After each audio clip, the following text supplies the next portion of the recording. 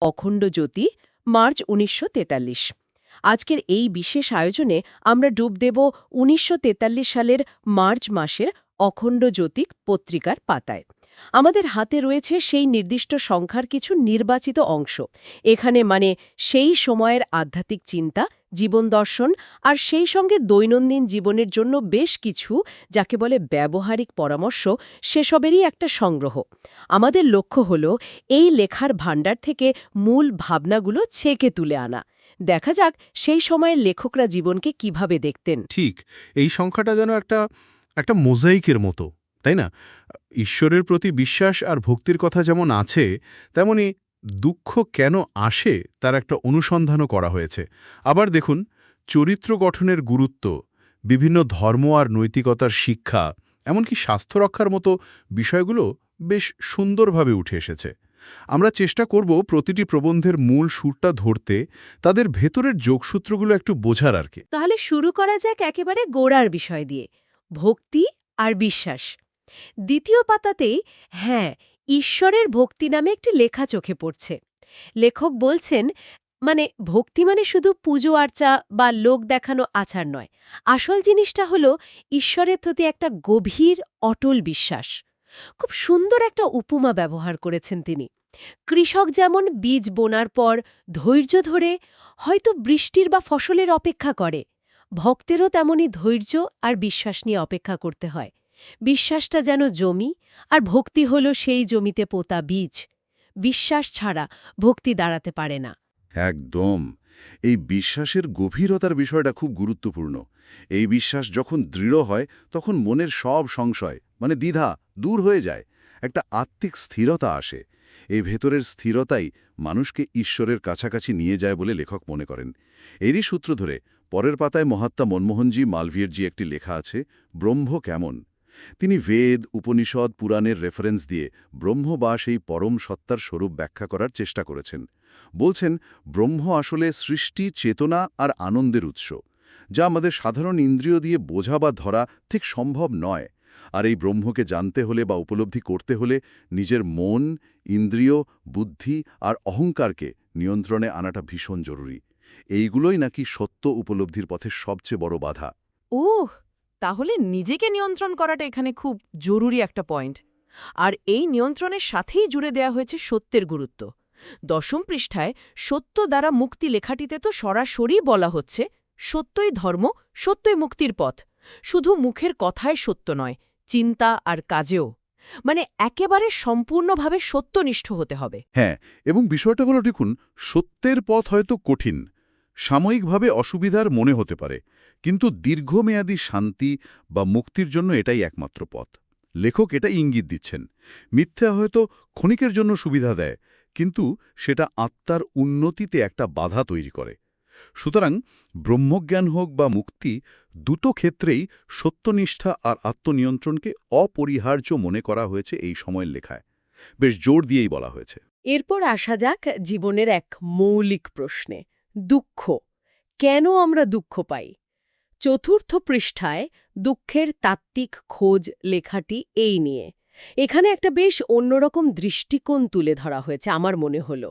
বলা হচ্ছে, দুঃখের মূল কারণ নাকি বাইরের কোনো ঘটনা বা পরিস্থিতি নয়, বরং আমাদের ভেতরের অজ্ঞানতা, ভুল দৃষ্টিভঙ্গি আর আত্মনিয়ন্ত্রণের অভাব। আমরা যখন বাইরের জিনিসের উপর খুব বেশি নির্ভর করি বা অবাস্তব প্রত্যাশা রাখি, তখনই দুঃখ আসে। আসল শান্তি নাকি দুঃখটাকে বোঝা আর লোভ, মোহ, ক্রোধের মতো বিষয়গুলো জয় করার মধ্যেই নিহিত।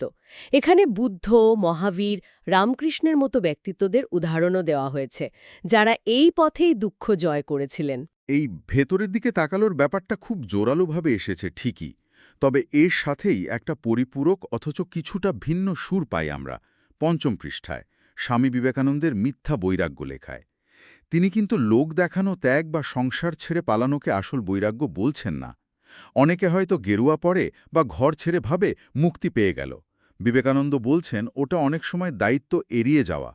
আসল বৈরাগ্য হল ফলাফলের আশা না করে নিঃস্বার্থভাবে জগতের সেবা করা, কর্মের মাধ্যমে, সেবার মাধ্যমে ঈশ্বরকে খোঁজা।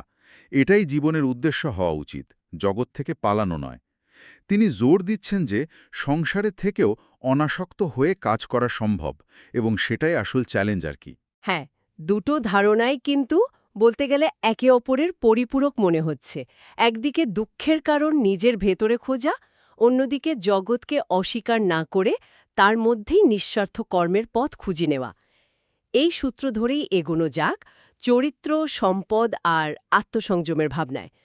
৬ষ্ঠ পৃষ্ঠায় স্বয়ং মহাত্মা গান্ধীর একটি লেখা সবচেয়ে বড় দৌলাত।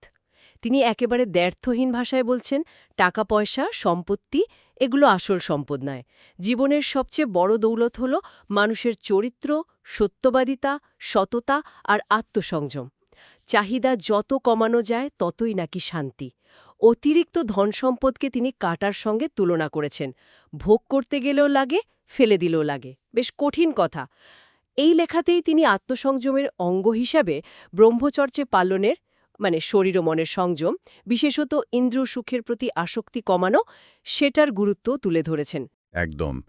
আর এই চরিত্র গঠনের পদ্ধতিগত দিকটা আরও পরিষ্কার করা হয়েছে ১৪ নম্বর পৃষ্ঠার চরিত্র নির্মাণ লেখায়। সেখানে বলা হচ্ছে, চরিত্র এমন একটা জিনিস যা একদিনে তৈরি হয় না। এটা আমাদের প্রতিদিনের চিন্তা, ছোট ছোট সিদ্ধান্ত আর কাজের অভ্যেসের একটা যোগফল। তাই ভালো মানুষের সঙ্গ করা, ভালো বই পড়া আর নিয়মিত আত্মবিশ্লেষণ নিজের কাজ ও চিন্তার মূল্যায়ন করা, এগুলো চরিত্র গঠনে খুব জরুরি।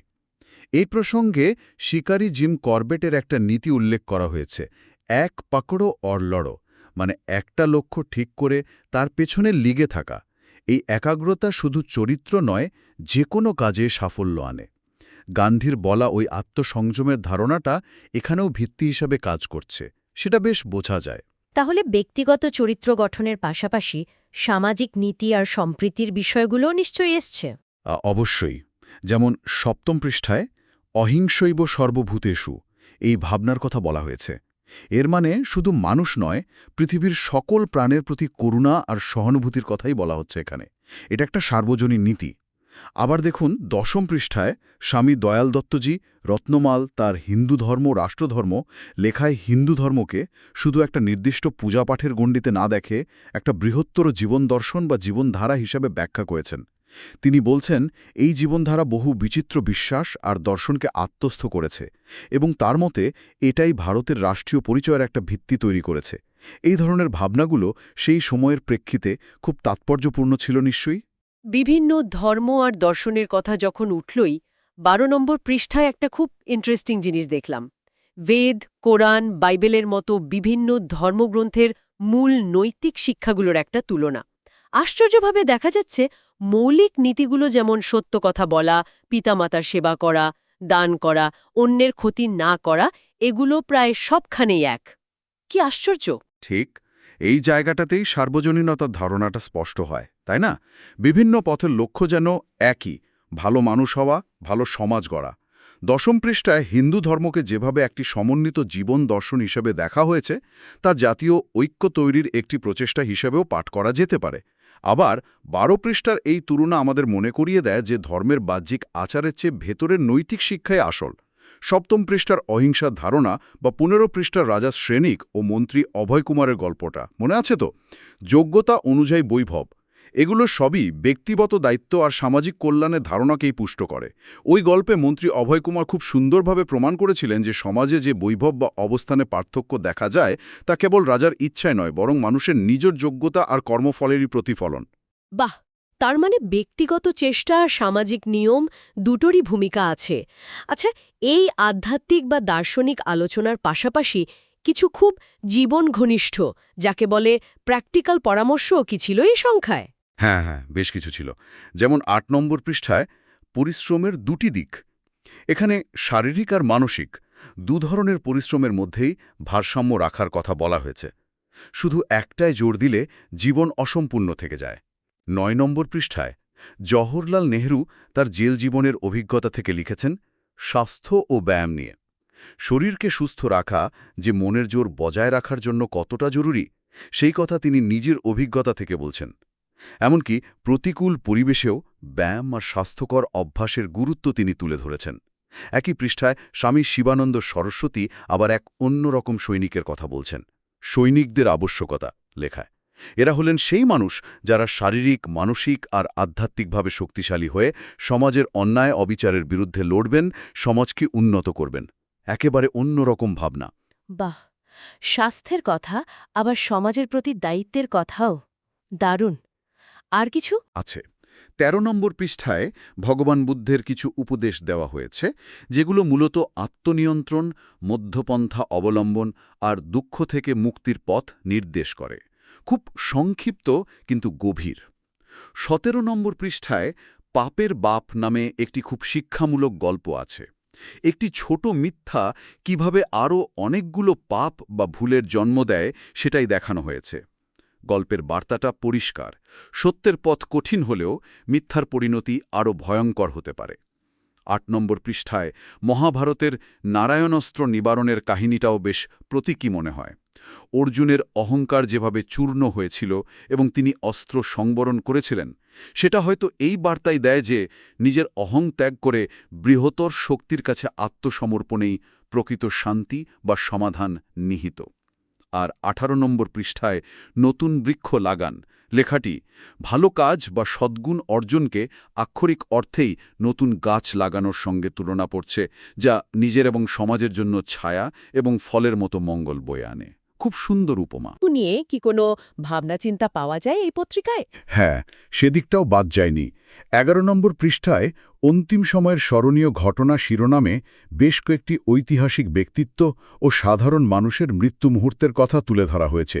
সক্রেটিস থেকে শুরু করে সাধারণ মানুষ অনেকেই কিভাবে শান্তভাবে ঈশ্বরের প্রতি বিশ্বাস রেখে বা একটা স্পষ্ট উপলব্ধি নিয়ে মৃত্যুকে গ্রহণ করেছিলেন, সেই ঘটনাগুলো সংকলিত হয়েছে।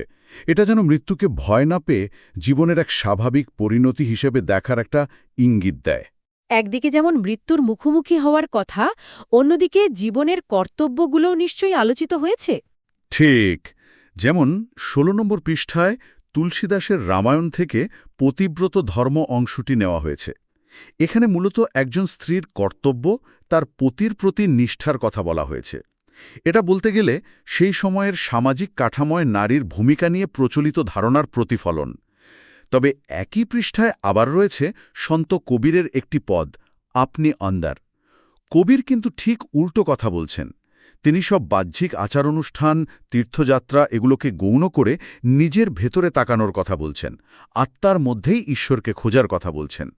একেবারে অন্তর্মুখী একটা ডাক। তাহলে একই সাথে প্রথাগত সামাজিক কর্তব্যের কথাও আছে, আবার আত্ম অনুসন্ধানের ডাকও আছে। বেশ বৈচিত্র্যময় তো।